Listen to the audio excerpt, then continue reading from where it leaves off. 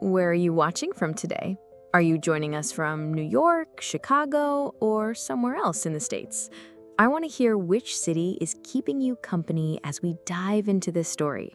It's a bit unusual, a bit emotional, and I promise it will keep you thinking.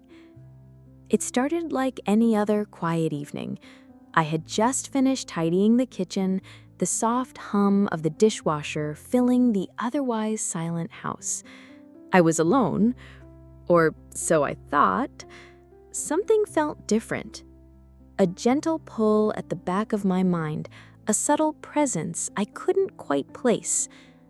That's when I noticed him.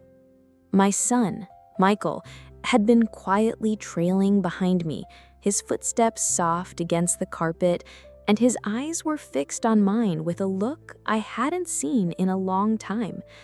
He was 15, just stepping into that awkward age where childhood and adolescence blur in strange, confusing ways. Normally, he'd be off in his room, headphones on, lost in whatever music or game was occupying his mind. But tonight, he was here, and there was a softness in his gaze that made me pause. "Mom," he said, his voice low, almost hesitant, "come with me." I smiled, thinking he was just in the mood for a chat, maybe needed a moment of comfort after a long day at school. But then he did something that stopped me in my tracks. He reached out, took my hand, and guided me toward his room. Not forcefully, not demanding, but with a gentle insistence that felt urgent, yet caring. His room smelled faintly of his cologne, mixed with the lingering scent of the old books he loved to read.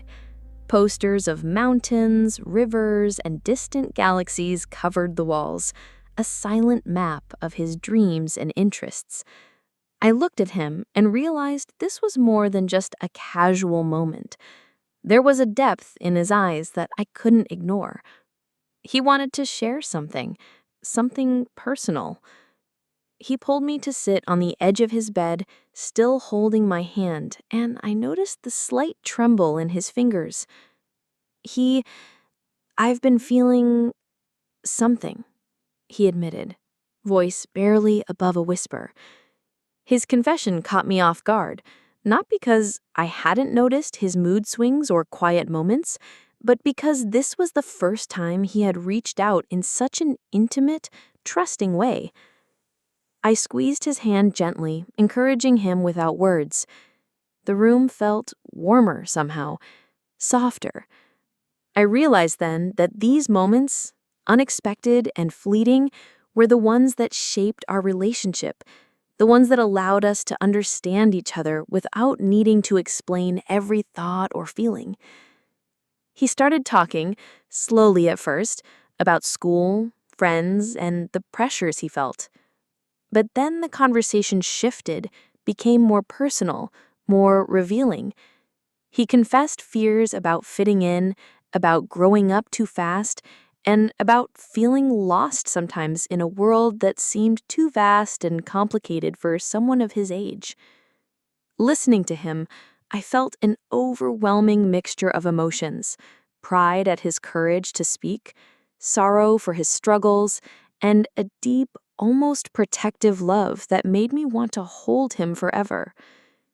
I realized that in this quiet, dimly lit room, we were bridging a gap that had been widening without either of us noticing. As he leaned back on his bed, still holding my hand, I felt a strange sense of discovery, not just of him, but of myself as a mother.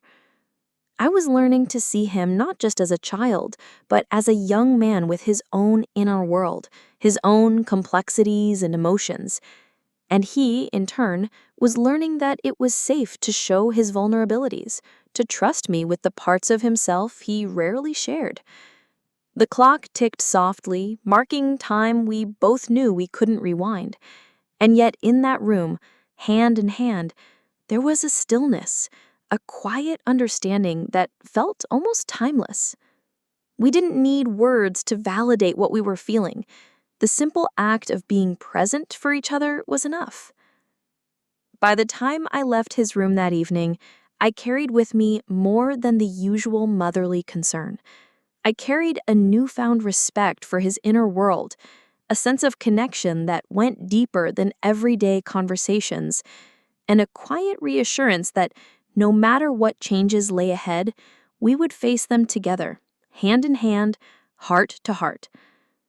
It was a small, ordinary night, but somehow it became a turning point, a moment of emotional intimacy, mutual respect, and understanding that neither of us would forget.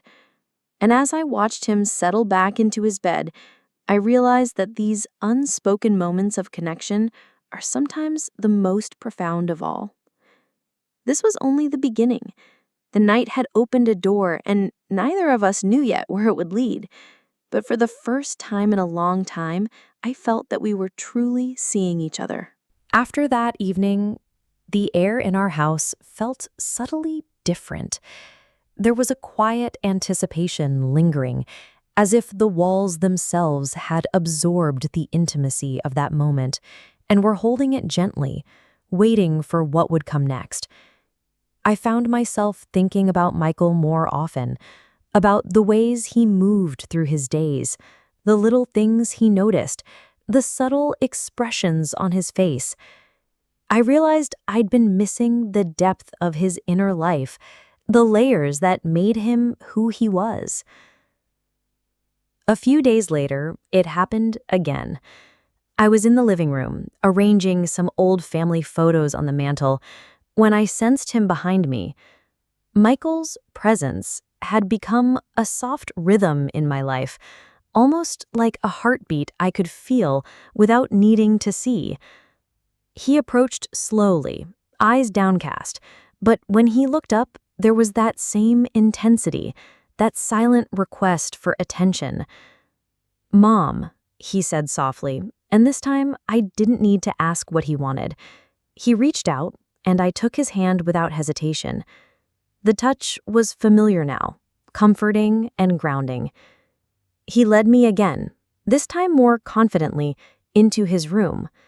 The light from his small desk lamp cast gentle shadows across the room, creating a cocoon-like atmosphere where the rest of the world didn't exist.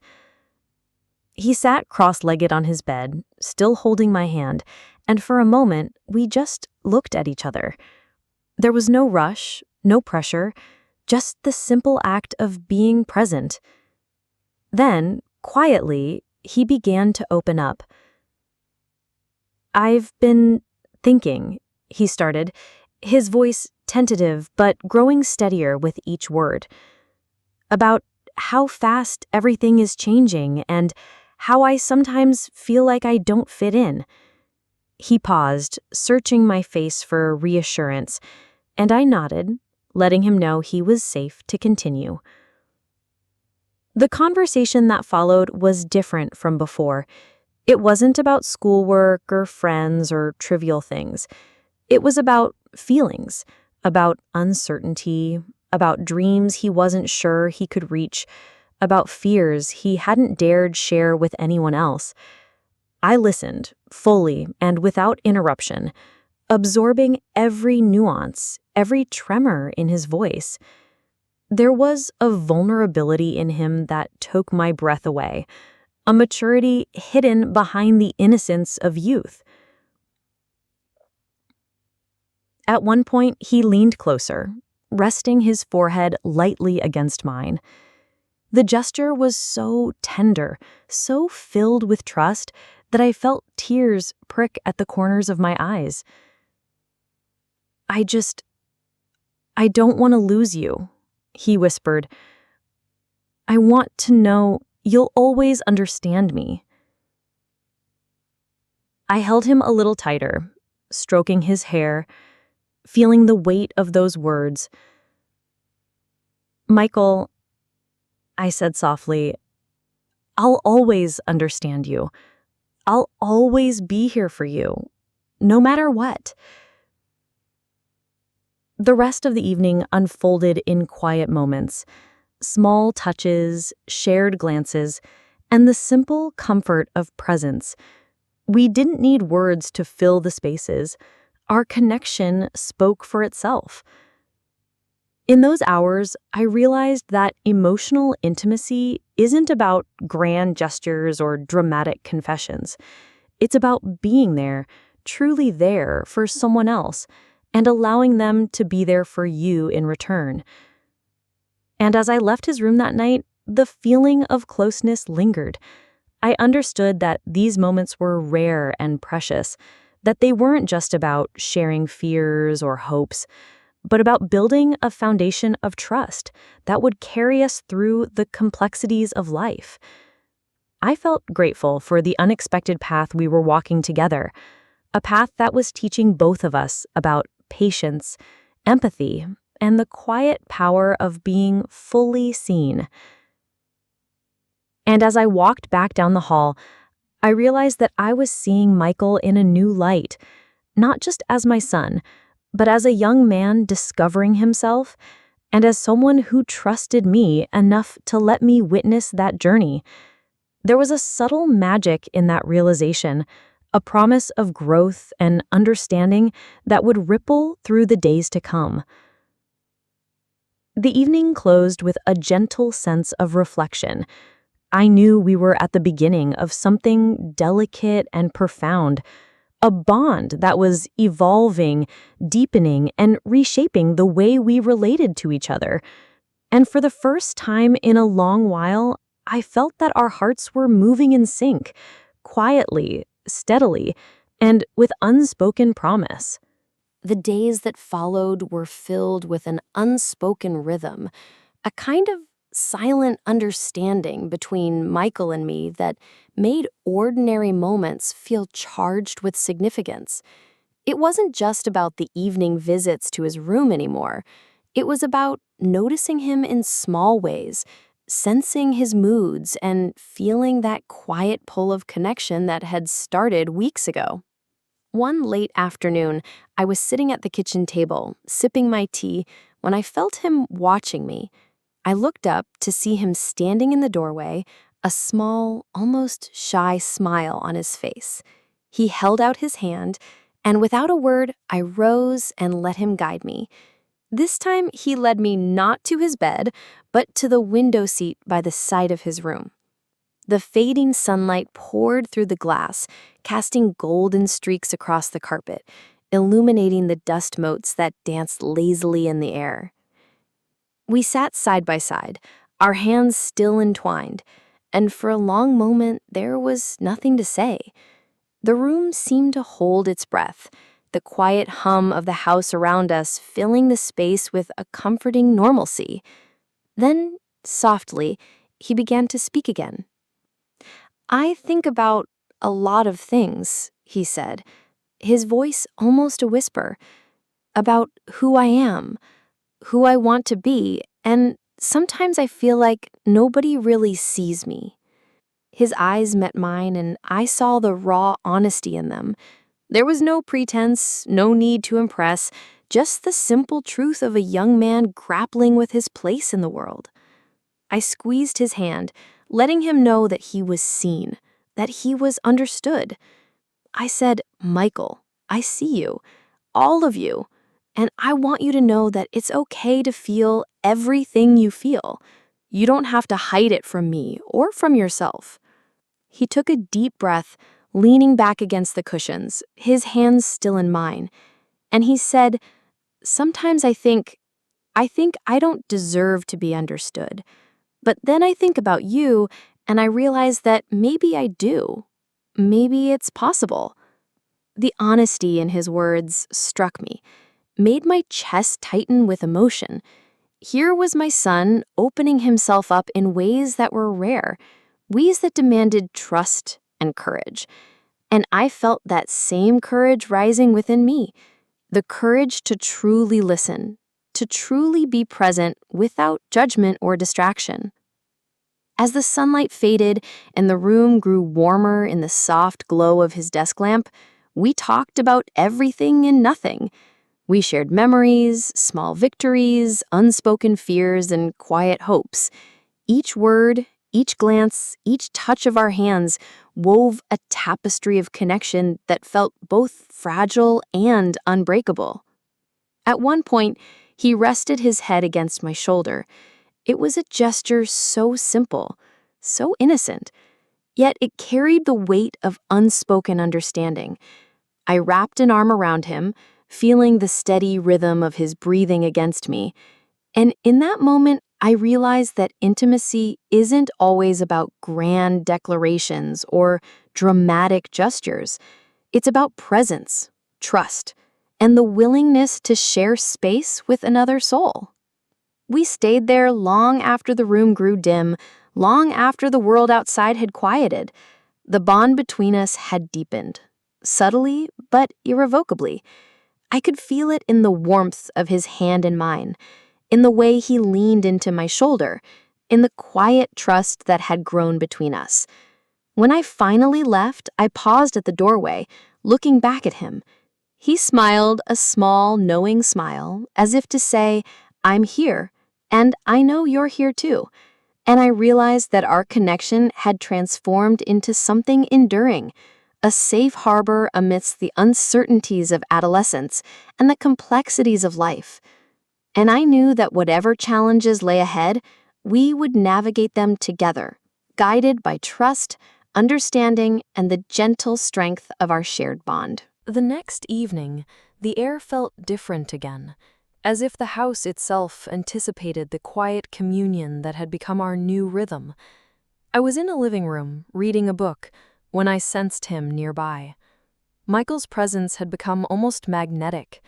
I could feel the subtle energy of him even before he spoke or touched me. He appeared in the doorway, hands tucked into his pockets, eyes scanning mine for acknowledgement. I smiled, setting my book aside. "Hey," I said softly. He returned the smile, but there was something in his expression that told me tonight was different. Without a word, he held out his hand. I rose, letting him guide me once more. He led me past his bed, past the window seat, to the small corner of his room where he had set up a little makeshift space. A soft rug, some cushions, and a stack of his favorite books. The lamp there cast a warm amber glow that made the room feel safe, intimate, like a private world he was inviting me into. We sat cross-legged on the rug, facing each other. His hand found mine immediately, as if it had a memory of where it belonged. And then he spoke, his voice low, almost trembling. "Mom, I've been thinking about us, about this, what we share. I want to understand myself better, and I feel like I can, with you. You make me feel safe." Hearing him say that made my chest ache in the best possible way. Here was my son, articulating feelings that many adults struggle to express. I squeezed his hand gently. "Michael, you've always had a space here with me. No judgment, no conditions, just us, understanding each other." He nodded, taking a deep breath, and leaned closer, resting his forehead lightly against mine. The gesture was tender, a seal of trust that said more than words ever could. I think I'm ready to face some things about myself. Some things I've been afraid of. But having you here, it helps. I feel like I can try, and maybe I won't be alone. We stayed like that for a long time, sharing silence and presence, feeling the quiet heartbeat of understanding grow between us. The room seemed to shrink around us, the world outside fading away. I realized that emotional intimacy is not something you can force. It grows in these slow, deliberate moments, nurtured by patience, empathy, and mutual respect. As the evening deepened, we began to talk about dreams, fears, and the paths we might take. Michael shared aspirations that seemed far beyond his years, ideas about creativity, learning, even moments of reflection he had never voiced before. I listened, offering encouragement, asking gentle questions, and witnessing the unfolding of his inner world. He laughed softly at a memory from earlier that week, and the sound made the space between us feel lighter, warmer. You know, I've never told anyone like this before. Not really. But with you, I feel like I can. I'm glad, because I've never stopped wanting to hear you, to understand you, and now I see it's time to really listen, to really be here with you. The night wore on, and eventually I stood to leave, but not before we shared one last lingering look. The depth of our connection had grown beyond what either of us had imagined. It was tender, safe, and profoundly meaningful, a rare intimacy that bound us together in a way that would guide us through years to come. As I walked down the hall to my room, I felt a calm certainty. We had discovered something rare, the courage to be vulnerable, the willingness to trust, and the understanding that true connection is built slowly, lovingly, and with unwavering respect. That night, I realized that our bond was not just about parent and child. It was about two hearts learning to meet each other fully, with empathy, honesty, and love that transcended words. And in that quiet reflection, I understood that these moments, the small, ordinary, extraordinary moments, were the ones that shaped our lives, teaching us about trust, self-discovery, and the profound power of simply being present for someone we love.